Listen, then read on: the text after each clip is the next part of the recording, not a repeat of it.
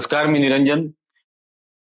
काल 26 जानेवारी भारताचा प्रजासत्ताक दिन म्हणजे या देशाचं संविधान हे ज्या दिवशी स्वीकारून अंमलबजावणीसाठी घेतलं गेलं तो दिवस. आणि त्या दिवसापासून हा देश प्रजासत्ताक झाला.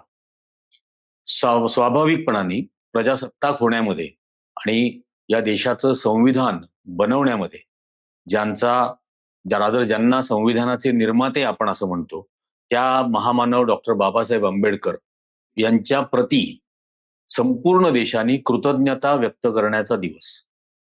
आणि अशा दिवशी देशभर जिल्ह्यांमध्ये प्रजासत्ताक दिन साजरा होतो. जिल्हाधिकारी असतात, महानगरपालिकांमध्ये होतं, तिथं महापालिकेचे आयुक्त असतात. नाशिक जिल्ह्यामध्ये या वेळेला आणि प्रत्येक जिल्ह्यांमध्ये पालकमंत्री असतात त्या त्या जिल्ह्यांचे. नाशिकमध्ये या वेळेला या प्रजासत्ताक दिनाच्या कार्यक्रमाला पालकमंत्री नसलेले कुंभमेळा मंत्री नावाचं एक बेकायदेशीर असंवैधानिक पदावरती बसलेला जळगावचा केळीवाला गिरीश महाजन हजर होता. आणि तो प्रजासत्ताक दिनाचा कार्यक्रम झाला, राष्ट्रगीत वगैरे झालं. ते झाल्यानंतर गिरीश महाजनांनी जे काही ते काही बोलले आणि नंतर त्यांनी घोषणा दिल्या.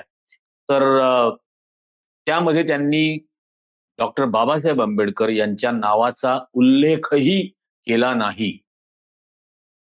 त्यामुळे संतापून त्या ठिकाणी उभ्या असलेल्या म्हणजे तिथं जे अनेक पोलीस कर्मचारी असतात, वन विभागाचे कर्मचारी होते, हे सगळे आपापल्या गणवेशात त्या कार्यक्रमाला हजर होते. त्या कार्यक्रमाला हजर असलेल्या वन विभागाच्या एक कर्मचारी त्यांना सॅल्यूटच केला पाहिजे, सलाम आहे. माधवी जाधव हे त्यांचं नाव. आणि त्यांनी त्या ठिकाणी जो आवेशपूर्णरित्या पहिल्यांदा त्यांनी घोषणा दिल्या डॉक्टर बाबासाहेब आंबेडकरांच्या नावाने, आणि त्यानंतर त्यांनी गिरीश महाजन यांनी माफी मागितली पाहिजे हे त्या ठिकाणी बोलल्या. आणि त्यांनी फार चूक केली. त्या काय म्हटल्या हे आधी ऐकून घ्या. तो संविधानाला कारणीभूत आहे, त्याला तुम्ही संपवायला निघालाय. पालकमंत्र्यांची फार मोठी चूक आहे मॅडम, माफी मागणार नाही, पण पालकमंत्र्यांची पदरात घ्यावी.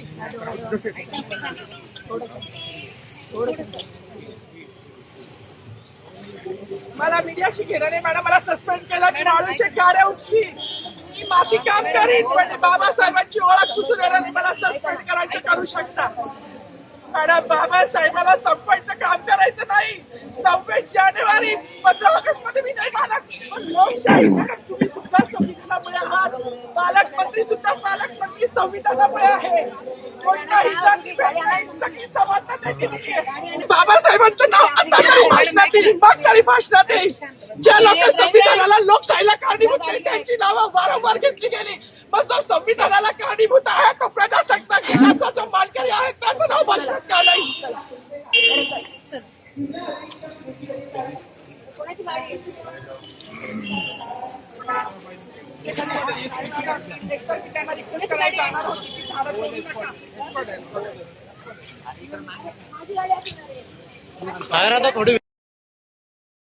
या महिला अधिकारी म्हणजे पहिल्यांदा त्यांनी हे सांगितलं की यांनी फार मोठी चूक केलेली आहे. बाबासाहेब आंबेडकरांचा उल्लेख न करणं हा बाबासाहेब आंबेडकरांचा अपमान आहे, आणि प्रजासत्ताक दिनाच्या दिवशी तुम्ही त्यांचा उल्लेख करत नाही, याचा अर्थ तुम्ही बाबासाहेबांची आठवण लोकांच्या डोक्यातून पुसू पाहताय का? आणि असं असेल तर आम्ही याला विरोध करणार, मी याला विरोध करणार, हे सगळं त्या बोलल्या. आणि मला नोकरीची पर्वा नाही, मला सस्पेंड करून टाका, मी माती उतरवायचं काम करेन, हे सुद्धा त्या बोलल्या. त्यामुळे या तत्वांसाठी, डॉक्टर बाबासाहेब आंबेडकरांच्या सन्मानासाठी, आणि बाबासाहेब आंबेडकरांनी भारतातल्या नागरिकांना, सर्व जाती धर्माच्या नागरिकांना, विशेषतः महिलांना बाबासाहेब आंबेडकरांनी या संविधानाच्या निमित्ताने जे हक्क आणि अधिकार दिले त्याच्याबद्दलची कृतज्ञता इतकी पक्की आहे की नोकरीवर सुद्धा पाणी सोडण्याची या माधवीताईंनी तयारी दाखवली. हे झाल्यानंतर काय झालं हे तुम्ही बघितलं. महिला पोलीस अधिकाऱ्यांनी माधवी जाधव यांना, या वन विभागाच्या कर्मचारी आहेत, त्यांना त्या गणवेशात असताना त्यांच्या दंडाला धरून पोलिसांच्या वाहनामध्ये बसवलं आणि पोलीस स्टेशनला घेऊन गेले. आता पोलीस ऍक्ट जो आहे त्या पोलीस ऍक्टच्या कलम 68 नुसार दंडाला धरून पोलिसांच्या वाहनात बसवणं याला अटक म्हटली जाते. त्यानंतर त्यांना तिथं असं सांगितलं गेलं की त्यांना समज दिली आणि सोडून दिलं. हे समज देऊन सोडून देणं हे सुद्धा पोलीस ऍक्टच्या कलम 69 मध्ये येतं. आता पहिले मला सांगायला पाहिजे की यात समज द्यावी असं काय होतं? प्रजासत्ताक दिनाच्या दिवशी डॉक्टर बाबासाहेब आंबेडकर यांचा उल्लेख करायलाच हवा. त्यांच्याबद्दल कृतज्ञता व्यक्त करायलाच हवी. कारण त्यांनी बनवलेलं संविधान हे त्या दिवशी अंमलबजावणीसाठी घेतलं गेलं, मान्य केलं गेलं, देशाने स्वीकारलं. 26 जानेवारी म्हणून महत्वाचं आहे आणि म्हणून त्या दिवशी देश प्रजासत्ताक झाला. तर ज्या डॉक्टर बाबासाहेब आंबेडकरांनी लिहिलेल्या संविधानामुळे हा देश प्रजासत्ताक झाला, त्या दिवशी बाबासाहेबांची आठवण काढायची नाही. आणि याच्यानंतर त्यांनी माफी मागावी मंत्र्यांनी, या जळगावच्या केळीवाल्यांनी, म्हणून जर अपेक्षा व्यक्त केली तर त्यात काय गैर आहे? त्यात समज देण्यासारखं काय आहे? याच्यावरती तो केळीवाला काय बोलला हे ऐका. सामाजिक समरसता जोपणारा कार्यकर्ता आहे. मी संघाच्या मुशीत वाढलेलो आहे, ते मला माहित आहे काय काय नाही. आणि म्हणून मला असं वाटतं की सगळ्यात मोठा पुढाकार घेणारा माणूस मी. हा म्हणतो नीट समजून घ्यायला हवं आता. आणि आता म्हणूनच आता या वाक्यांचा पंचनामा. हा असं म्हटलाय की मी संघाच्या मुशीतून तयार झालो आणि सामाजिक समरसता काय असते हे मला चांगलं माहिती. आता या केळीवाल्याला हे सांगायचंय की या देशाचं संविधान समानता शिकवतं. समानता, इक्वॅलिटी, समरसता नाही. त्यामुळे संघाची समरसता ही वेगळी. संघाच्या समरसतेचा अर्थ असा की जातींची उतरंड होती तशीच राहणार, चातुर्वर्ण व्यवस्था होती तशीच राहणार, फक्त एकमेकाशी समरसून राहायचं. हा त्या समरसतेचा अर्थ. आणि संविधान असं सांगतं की सर्व जाती, सर्व धर्म एक समान. म्हणून संविधानाची जी समानता आहे तीच महत्वाची.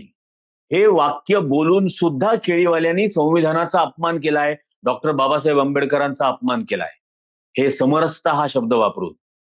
आणि त्यानंतर हा सांगतो मी संघाच्या मुशीतून तयार झालो. मग संघ ज्या मुशीतून तयार झाला ना, त्या मुशीला मनुस्मृती म्हणतात आणि ती बाबासाहेब आंबेडकरांनी जाळून टाकली होती. हे लक्षात घ्यायला हवं. त्याचा दुसरा भाग, संघाच्या मुशीतून तयार झालेला हा संघाच्या मुशीतून तयार झालेला दत्तात्रय होसबळे काय बोलला होता? या संविधानाचं रिव्ह्यू व्हायला हवा. संविधानाचा रिव्ह्यू व्हायला पाहिजे. अटल बिहारी वाजपेयी संघाच्या मुशीतून तयार झालेले पंतप्रधान असताना संविधानाची पुनर्विलोकन समिती बनवलेली होती त्यांनी. संघाच्या मुशीतून तयार झालेला तडीपार अमित शहा संसदेमध्ये काय बोलला? डॉक्टर बाबासाहेब आंबेडकरांचं नाव घेण्याची फॅशन झालेली आहे.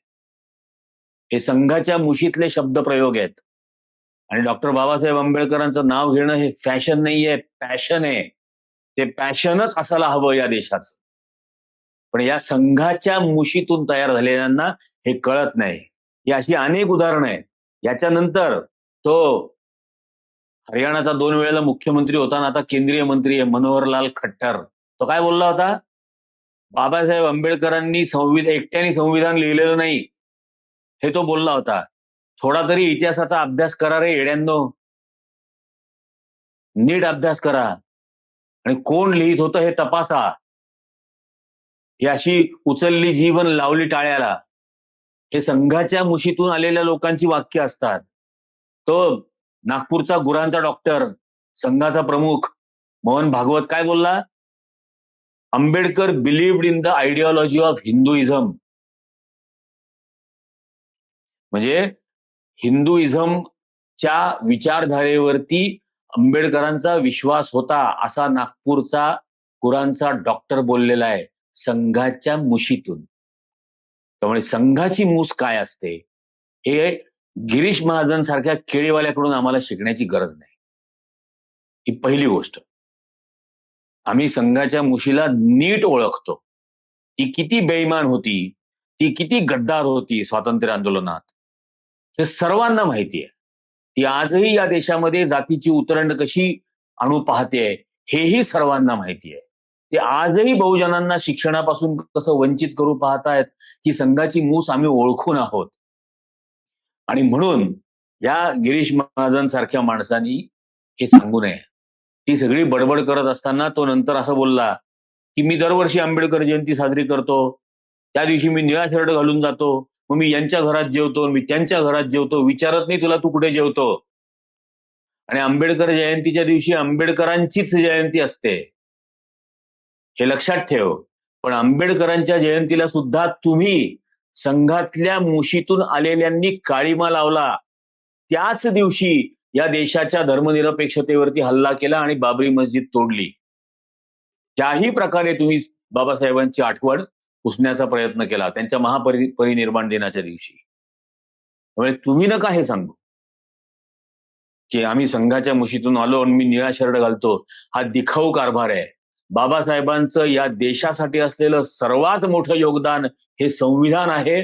आणि ज्या दिवशी संविधान स्वीकारलं गेलं, अंमलबजावणी केली गेली, ज्यामुळे हा देश प्रजासत्ताक झाला, त्या दिवशी त्यांचा ऋण मानणं, त्यांचे उपकार मानणं, त्यांचा उल्लेख करून कृतज्ञता व्यक्त करणं हे कर्तव्य आहे.